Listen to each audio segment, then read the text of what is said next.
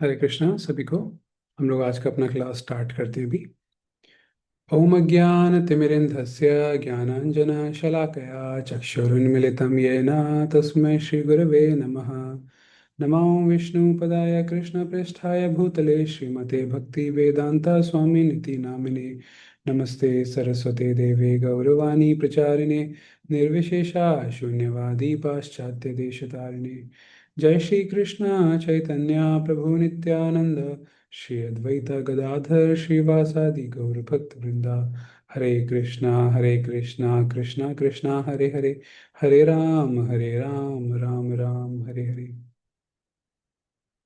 Okay, तो हम वाल्मीकि रामायण का अध्ययन कर रहे हैं और अभी हम किष्किंधा कांड पढ़ रहे हैं और किष्किंधा कांड में भी 11वां जो उसका चैप्टर है वो पढ़ रहे हैं। और हमने कल देखा था कि किस प्रकार से वाली जो हैं और सुग्रीव जो हैं वो वाली का थोड़ा सा बैकग्राउंड बता रहे हैं और उस बैकग्राउंड को बताते बताते वो दुंदुभी की कहानी बता रहे हैं कि दुंदुभी नाम का एक राक्षस था। वो किस प्रकार से उसको लड़ने की बहुत अंदर से इच्छा हो रही थी। तो अपनी उस इच्छा को पूरा करने के लिए पहले समुद्र देव के पास जाता है। समुद्र देव कहते हैं भैया मैं नहीं लड़ सकता, मेरे पास उतनी शक्ति नहीं है, आप हिमराज के पास जाओ। और हिमवान हिमराज या फिर हिमालय के वो जो अधिष्ठाता देवता कह सकते हैं हम, जो कि पार्वती जी के पिताजी भी हैं, उनके पास जाओ। उनके पास जाते हैं, वो भी मना कर देते हैं मैं नहीं लड़ सकता। और फिर वो एड्रेस देते हैं वाली का। ठीक है, यहाँ पे हमने खत्म किया था 21वें श्लोक पे। और हमने वहां से एक लेसन भी लिया था कि किस प्रकार से इंटेलिजेंटली कभी कभी हमको अपनी ईगो को, हमको अपने अहंकार को साइड में रख के कभी कभी थोड़ा सा एक स्टेप पीछे भी ले लेना चाहिए, इंटेलिजेंटली, बुद्धिमानी के साथ। तो मैं स्क्रीन को शेयर करता हूँ। बाय द वे एक चीज और, ये जो राक्षस का नाम दुंदुभी था ना, दुंदुभी जो है एक वो भी होता है इंस्ट्रूमेंट बजाने वाला, आपको पता होगा। जैसे अलग अलग प्रकार के वाद्य यंत्र होते हैं ना, जैसे मजीरा हो गया, करताल हो गया, ढोलक हो गई, है ना, हारमोनियम, गिटार। इसी तरीके से दुंदुभी भी एक होता है बजाने का यंत्र। ये वाला मैंने इन्फॉर्मेशन क्यों बताई, ये आपको आगे वाले आने वाले जो श्लोक हैं उसमें इस वाली इन्फॉर्मेशन की जरूरत पड़ेगी, तो दिमाग में इस चीज़ को रखिएगा। ओके, अभी मैं स्क्रीन शेयर करता हूँ।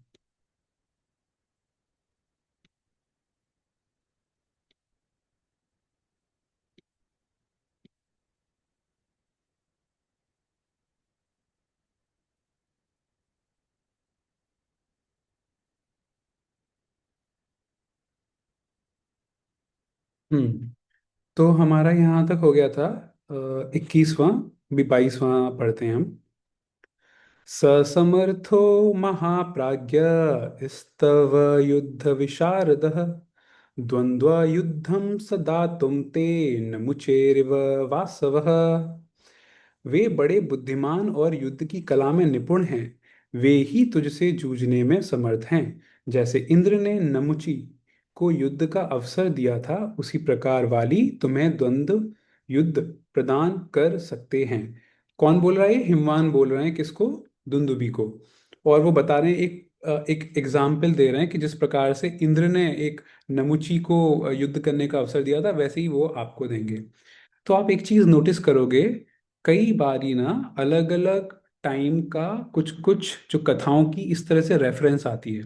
अभी जैसे यहाँ पे इंद्र का और नमुची की बात आ गई। अब ये कथा कहाँ पर है? कई सारी कथाएं वो रामायण में भी मिल जाती हैं और कई सारी मिलती हैं महाभारत में। और कुछ कुछ हैं जो रामायण महाभारत में नहीं होके किसी और पुराण में होती हैं। तो जब कभी हम बाद में कुछ और डिटेल स्टडी करेंगे महाभारत का या किसी और उसका, तब हम इनको रेफर कर लेंगे। अभी के लिए आप इतना समझ लीजिए कि उन्होंने रेफर किया है, जैसे इंद्र ने नमुची को अवसर दिया युद्ध करने का, उसी प्रकार से वाली आपको अवसर देंगे युद्ध करने का, दुंदुभी तुमको। फिर 23, तं शीघ्रम् अभिगच्छ त्वं यदि युद्धमिच्छसि सहि दुर्मर्षणो नित्यं शूरः समरकर्मणि। यदि तुम यहाँ युद्ध चाहते हो तो शीघ्र चले जाओ, क्योंकि वाली के लिए किसी शत्रु की ललकार को सह सकना बहुत कठिन है। वे युद्ध कर्म में सदा शूरता प्रकट करने वाले हैं। ये आप लोगों ने पहले भी देख लिया है कि वाली को बस उकसाने की जरूरत है युद्ध का, उसको बस बोल दो भाई युद्ध करना है, वो तुरंत आ जाएगा। हमने वहां पे मायावी का देखा था, मायावी किस प्रकार से आया, रात को उसने थोड़ा सा ललकारा, वाली सब कुछ किसी की बात नहीं सुनी और वो युद्ध करने चले गया। सेम चीज हिमवान बोल रहे हैं दुंदुबी को कि वाली को थोड़े से उकसाने की जरूरत है, वो मौका नहीं छोड़ेगा युद्ध करने का, पक्का कर लेगा, वहां पे जाओ प्लीज। श्रुत्वा हिमवतो वाक्यं कोपाविष्टः स दुन्दुभिः जगाम तां पुरीं तस्य किष्किंधां वालिनस्तदा। हिमवान की बात सुनकर क्रोध से भरा हुआ दुंदुभि तत्काल वाली की किष्किंधापुरी में जा पहुंचा। धारयन्माहिशं रूपं तीक्ष्ण श्रृंगो भयावह प्रावृषीव महामेघ अस्तोय पूर्णो नभस्तले। उसने भैंसे का सा रूप धारण कर रखा था, उसके सींग बड़े तीखे थे, वह बड़ा भयंकर था और वर्षा काल के आकाश में छाए हुए जल से भरे महान मेघ के समान जान पड़ता था। तो थोड़ा सा पहले भी डिस्क्रिप्शन में आया था कि ये जो था, ये भैंसे के रूप में था, ये वाला जो दानव, अम, दुंदुभी। ततस्तु द्वारमागम्य किष्किंधाय महाबलः न नर्द कंपयन् भूमिम दुंदुभीर्यथा। देखिए इसे ध्यान से सुनिए। वह महाबली दुंदुभी किष्किंधापुरी के द्वार पर आकर भूमि को कंपाता हुआ जोर जोर से गर्जना करने लगा, मानो दुंदुभी का गंभीर नाद हो रहा हो। अब यहाँ पे ये वाला जो शब्द है ना, इसे देखिए, अभी वो यहाँ पे आ गया दुंदुभी किष्किंधा एरिया में, किष्किंधा क्षेत्र में, और वहां आके वो जमीन से, जमीन पे ना जैसे पैर ठोकरें मारते हैं ना, ऐसे मारने लगा। और उससे जो आवाज होने लगी, वो आवाज कैसी थी, दुंदुभी की। यानी कि आप ऐसे सोचिए, इस वाले श्लोक में कितना पोइटिक है, दुंदुबीर, दुंदुबीर यथा। दुंदुभी के अंदर से दुंदुभी ने जो आवाज निकाली उसके पैरों को जमीन पे मारने से, वो आवाज ऐसा लग रहा था कि जैसे दुंदुभी वाद्य यंत्र है उसकी सी आवाज निकल रही है। तो एग्जाम्पल के तौर पे ले सकते हैं, सपोज करिए किसी व्यक्ति का नाम है ढोल या ढोलक, तो या ढोल पकड़ते हैं अभी, है ना, किसी व्यक्ति का नाम, और वो बहुत तेज शोर मचा रहा है, तो आप हंसी मजाक में ऐसे बोल सकते हैं ना, ढोल ने तो ढोल बजा रखा है, या ढोल का तो ढोल बज गया। अब यहाँ पे दो बातें हो रही हैं, ढोल यानी जो व्यक्ति है जिसका नाम ढोल है उसका ढोल बज गया, यानी कि वो ऐसी आवाजें निकाल रहा है ढोलक टाइप की। सेम यहाँ पे ये हमारे वाल्मीकि मुनि यहाँ पे बता रहे हैं कि दुंदुभी का दुंदुभी बज गया। दुंदुभी जो राक्षस है भैंसे के फॉर्म में, उसका दुंदुभी बज गया, यानी उसने ऐसी आवाजें निकाली जैसे दुंदुभी से निकल रही है, गिटार का गिटार बज गया, उस टाइप से। तो आप अगर इसको थोड़ा सा सोचेंगे, आप इसको अप्रिशिएट कर पाएंगे कितना अच्छा एक अ, जो लिटरेचर, एक पोइटिक वाला इसमें टच दिया है वाल्मीकि मुनि ने। फिर समीप जान द्रुमान भंजन वसुधाम दारयन खुरैः विषाणेनोल्लिखन् दर्पात् तदद्वारम द्विरदो यथा। वह आसपास के वृक्षों को तोड़ता, धरती को खुरों से खोदता और घमंड में आकर पुरी के दरवाजे को सींगों से खरोंचता हुआ युद्ध के लिए डट गया। देखिए युद्ध की कितनी तमन्ना है इस व्यक्ति की, व्यक्ति नहीं बोलेंगे, इस भैंसे दानव की, कि वो क्या क्या नहीं कर रहा, जमीन पे पैर मार रहा है। खुर, खुर का मतलब होता है जैसे घोड़े गाय, उनके पैर जो होते हैं ना, उनको उसमें जो आ, बड़ा हैवी सा जो होता है पैरों में, उसको खुर बोलते हैं। तो उससे आवाजें कर रहा है, सींगों से कर रहा है, तो वो सब कर रहा है वो, खरोंचता हुआ युद्ध के लिए डट गया। अंतःपुरगतो वाली श्रुत्वा शब्दम मर्षणः निष्पपात सहस्त्रीभिस्ता ताराभिरिव चंद्रमा। वाली उस समय अंतःपुर में था। उस दानव की गर्जना सुनकर वह अमर्ष से भर गया, गुस्से से भर गया, और तारों से घिरे हुए चंद्रमा की भांति स्त्रियों से घिरा हुआ नगर के बाहर निकल आया। सेम चीज कर रहा है, पहले मायावी के साथ भी किया था, सेम चीज यहाँ पे। उसने वहां पे संध्या के टाइम पे, शाम के टाइम पे वो ललकार रहा है, तो वाली वहां से आ गया। फिर बाहर निकल आया। हम्म। मितं व्यक्ताक्षरपदं तमुवाच स दुन्दुभिं हरीणामीश्वरो वाली सर्वेषां वनचारिणाम। समस्त वनचारी वानरों के राजा वाली ने वहां सुस्पष्ट अक्षरों तथा पदों से युक्त परिमित वाणी में उस दुंदुबी से कहा। तो वाली भी जो थे वो कुछ ऐसे वैसे नहीं थे, वो भी बहुत ही मतलब वैदिक क्रियाएं इन सबको करने में बहुत निपुण थे, उन्हें शास्त्रों का ज्ञान ये सब था। तो वहां पे बहुत ही सुस्पष्ट, बहुत ही अच्छी तरीके से वो बात कर रहे हैं, वो बोलते हैं दुंदुबी से। यहाँ एक चीज समझने वाली है, ये जो हरि लिखा है ना, हरि, हरि वर्ड का मतलब भगवान भी होता है, कृष्ण भगवान, राम भगवान। हरि का मतलब बंदर भी होता है, और ये शब्द आपको कई जगह पे आएगा। तो हरिणामीश्वरो यानी कि हरि, ईश्वरो, हरि का ईश्वर यानी कि बंदरों का राजा। तो यहाँ पे ये वर्ड किसके लिए यूज किया गया है? वाली के लिए, वानरों के राजा। तो कई बार ना ये वर्ड उनके लिए भी यूज किया जाएगा, हनुमान जी के लिए आगे कई जगह पे। तो हरि मतलब वानर भी होता है, हरि मतलब भगवान श्री कृष्ण भी होते हैं। जब भगवान श्री कृष्ण के केस में आता है हरि, तो उसका मतलब होता है वो जो कि हमारे दुख, हमको जो भौतिक क्लेश हैं उनको हर लेते हैं, इसलिए उनको हम हरि बोलते हैं। वानर के रूप में नॉर्मल हरि। नेक्स्ट। किमर्थं नगरद्वारमिदं रुद्ध्वा विनर्दसे दुन्दुभे विदितो मे असि रक्ष प्राणान् महाबल। महाबली दुंदुबे, मैं तुम्हें अच्छी तरह जानता हूँ, तुम इस नगर द्वार को रोक कर क्यों गरज रहे हो? अपने प्राणों की रक्षा करो। है ना? तो कह रहे हैं मुझे सब पता है तुम्हारे बारे में, अपने प्राणों को कहाँ यहाँ पे हमसे लड़ने आ गए, अपने आप को बचाओ। तस्य तद्वचनं श्रुत्वा वानरेन्द्रस्य धीमतः उवाच दुन्दुभिर्वाक्यं क्रोधात् संरक्त लोचनः। बुद्धिमान वानरराज वाली का यह वचन सुनकर दुन्दुभि की आंखें क्रोध से लाल हो गईं। वह उससे इस प्रकार बोला। सीधी सी बात है, कोई अगर अहंकारी व्यक्ति है, उसको अगर आप बता, उसको ऐसा थोड़ा नीचा दिखा दो या कुछ अपने वचनों से या किसी तरीके से, तो ऑब्वियसली वो क्रोध में आ जाएगा।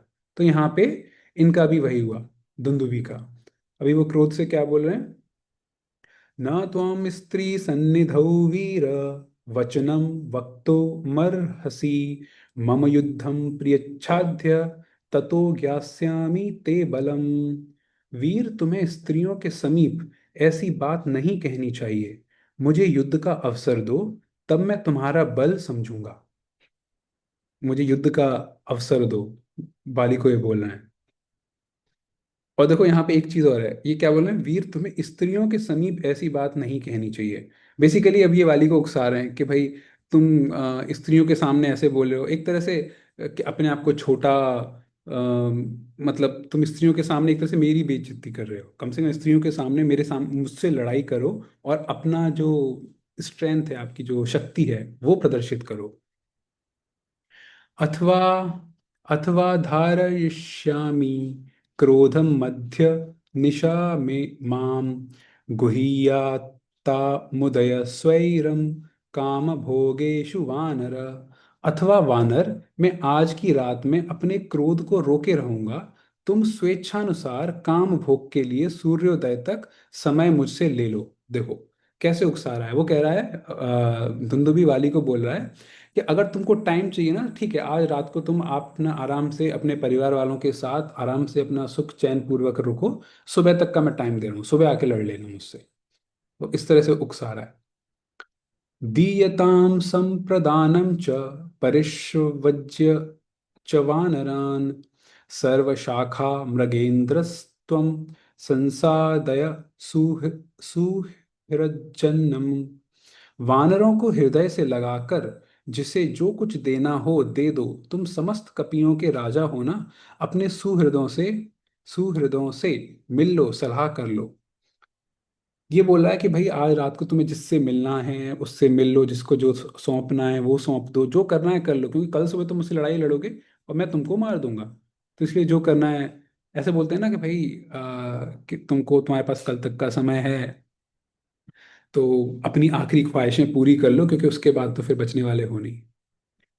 सुदृष्टां कुरु किष्किन्धां कुरुष् कुरुष्वात्म समं पुरे क्रीडस्व च समं स्त्रीभिरहं ते दर्पशासनः।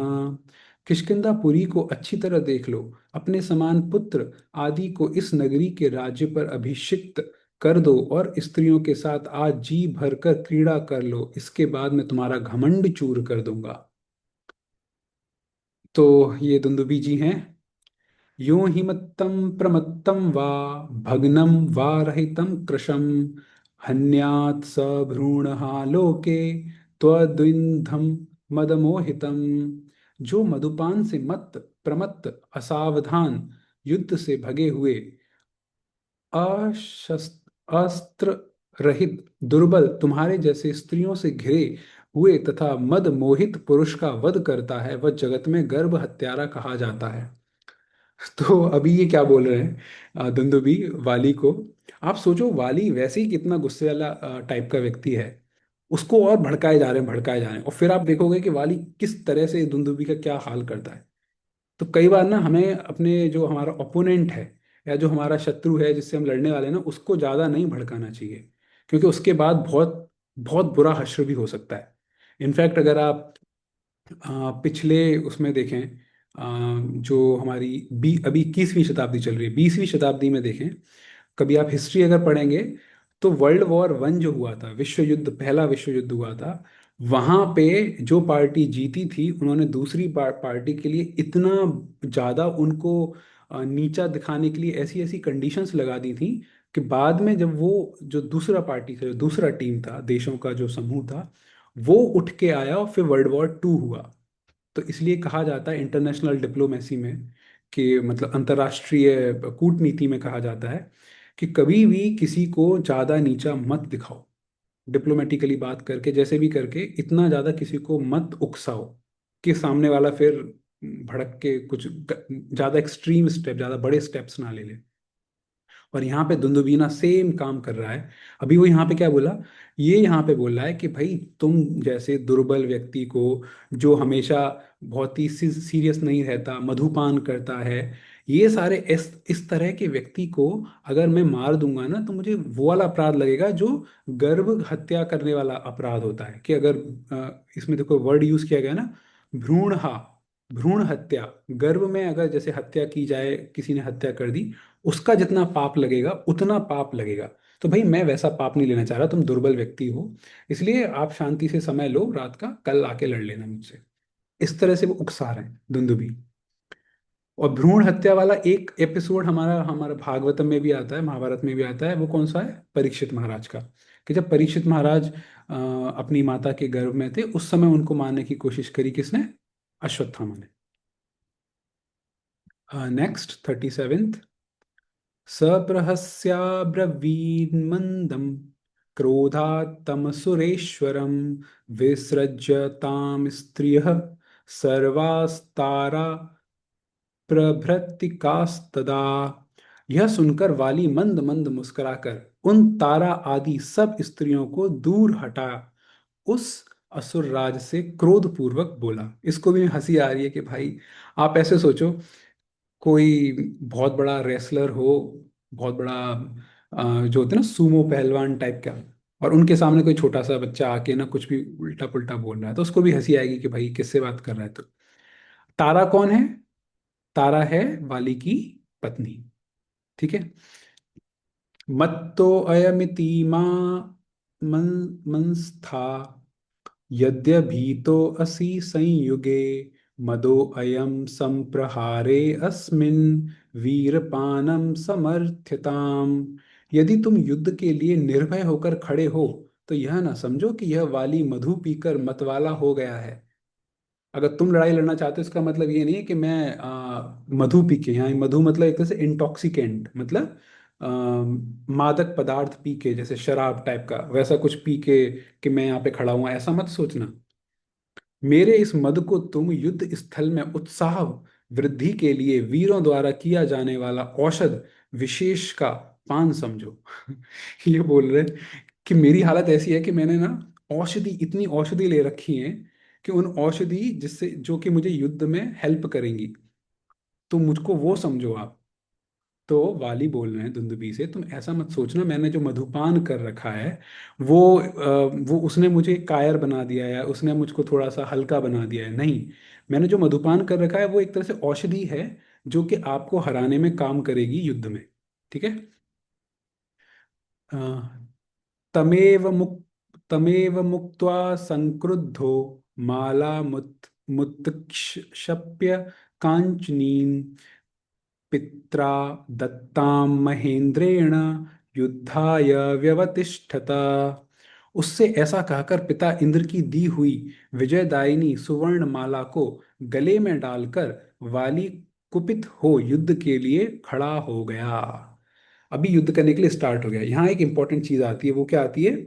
सुवर्ण माला। आई थिंक आपने, किसी ने अगर रामायण देखी होंगी पहले, तो आपको पता होगा कि वाली के पास ये एक गोल्ड की, सुवर्ण एक सोने की माला थी जो इसके पिता इंद्र ने दी थी। और इसकी खास बात ये थी इस माला की कि ये उस माला को पहन के जिसके सामने भी युद्ध करेगा उसकी शक्ति इसके पास, उसकी शक्ति क्षीण होती जाती थी और वाली की शक्ति इंक्रीज बढ़ती जाती थी। तो उस माला को गले में डाला और युद्ध के लिए दुंदुभी के सामने आ गए। विषाणयोर्ग विषाणयोर्गृहीत्वा तं दुन्दुभिं गिरिसन्निभम् आविध्य तथा वाली विन्दन् कपि कुञ्जरः। कपि श्रेष्ठ वाली ने पर्वताकार दुंदुभी के दोनों सींग पकड़कर उस समय गर्जना करते हुए उसे बारंबार घुमाया। आते ही उसके सींग पकड़ के उसको घुमाया। बलाद् व्यापाद् यांचक्रे ननर्द च महास्वनं श्रोत्राभ्यां मथ रक्तं तु तस्य सुस्राव पात्यतः। फिर बलपूर्वक उसे धरती पर दे मारा और बड़े जोर से सिंहनाद किया। पृथ्वी पर गिराए जाते समय उसके दोनों कानों से खून की धाराएं बहने लगी। इतना बोल रहा था। हमने देखा 8-10 श्लोक थे जो जिसमें दुंदुभी बोल रहा था, या 2 श्लोक में इन्होंने, वाली ने दुंदुभी का दुंदुभी बजा दी। फिर तयोस्तु क्रोध संरंभात परस्पर जयैषिणोः युद्धं संभवद घोरम दुंदुभेर्वालिनस्तदा। क्रोध के आवेश से युक्त हो दूसरे को जीतने की इच्छा वाले उन दोनों दुंदुभी और वाली में घोर युद्ध होने लगा। आयुध्यत तदा वाली शक्रतुल्य पराक्रमः मुष्टि भिर्जानुभिः पद्भिः शिलाभिः पादपैस्तथा। उस समय इंद्र के तुल्य पराक्रमी वाली दुंदुभी पर मुक्कों, लातों, घुटनों, शिलाओं तथा वृक्षों से प्रहार करने लगा। देखो क्या हालत कर दी है उसकी। हमको सबको पता है मुक्के, लात, घुटने, शिला। शिला मतलब पहाड़ों के पत्थर, उनसे वृक्ष, वृक्ष तोड़ तोड़ के मारने लगा। परस्परं घ्नतोस्तत्र वानरासुरयोस्तदा आसीद्धीनो असुरो युद्धे शक्रसूनोर्व्यववर्धत। उस युद्ध स्थल में परस्पर प्रहार करते हुए वानर और असुर दोनों योद्धाओं में से असुर की शक्ति तो घटने लगी और इंद्र कुमार वाली का बल बढ़ने लगा। तो यहाँ पे ये वाली जो बात है ना, असुर की शक्ति घटने लगी, वाली का बल बढ़ने लगा, ये किसकी वजह से हो रहा है? मतलब वो जो माला जो है सोने की, उस माला की वजह से भी, साथ के साथ वाली जो है वो वैसे भी ताकतवर ताकतवर है, तो उसकी वजह से भी है, और इस वाली माला की वजह से भी। हम एक काम करते हैं, 54 हो रहा है, आज हम यहीं तक रखते हैं, 44वें तक। बाकी हम कल पढ़ते हैं।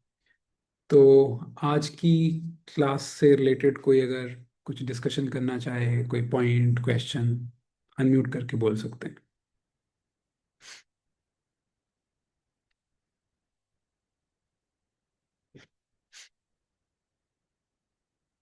ओके। आज किसी को कोई प्रश्न नहीं है? किसी का पुराना वराना भी कोई अगर प्रश्न हो तो पूछ सकते। मानसी, हाँ पूछो। हरे कृष्णा, दंडवत प्रणाम। अभी अभी आपने बताया ना, वो सुवर्ण माला जो थी, ओ जो जिसके भी सामने वो पहनता था तो उसकी शक्ति बाली में आ जाती थी और उसकी शक्ति क्षीण हो जाती थी। तो मतलब कहीं ना कहीं क्या भगवान भी इस चीज को मतलब जानते थे, या वो कहीं ना कहीं ऐसा दिखाना चाहते थे कि कुछ रूल्स हैं जिससे मतलब जो इंद्र का वाली को वचन था कि ऐसा होगा, वो भी फेल ना हो, फुलफिल हो, इसलिए भगवान ने उसे चुप कर मारा। ओके, अच्छा सवाल है। आप, अभी मैं स्पॉइलर नहीं दूंगा यहाँ पे एक सीक्रेट चीज होती है। और जब हम वाला चैप्टर पढ़ेंगे ना, जिस समय बाली का वध हो रहा होगा, उस समय आप देखिएगा कि वाली एक गलती करता है इसी माला से रिलेटेड। ठीक है, मैं डिटेल्स अभी नहीं बताऊंगा, वो हम उसी दिन देखेंगे। तो ऐसा भी नहीं है कि भगवान राम ने छुपके मारा, वो इस माला की वजह से नहीं मारा छुपके। तो बाकी डिटेल्स उस दिन देखेंगे। ठीक है। और जब वाली का वध हुआ था तो उस समय इस माला से रिलेटेड उसमें कुछ भी नहीं था। मतलब ऐसा नहीं था कि ना इंद्र का वो, इंद्र की बात छूट जाएगी भगवान राम ने जो मारा था। तो ये हम उसी दिन देखेंगे। तो थोड़ा सा सस्पेंस बना रहना चाहिए ना।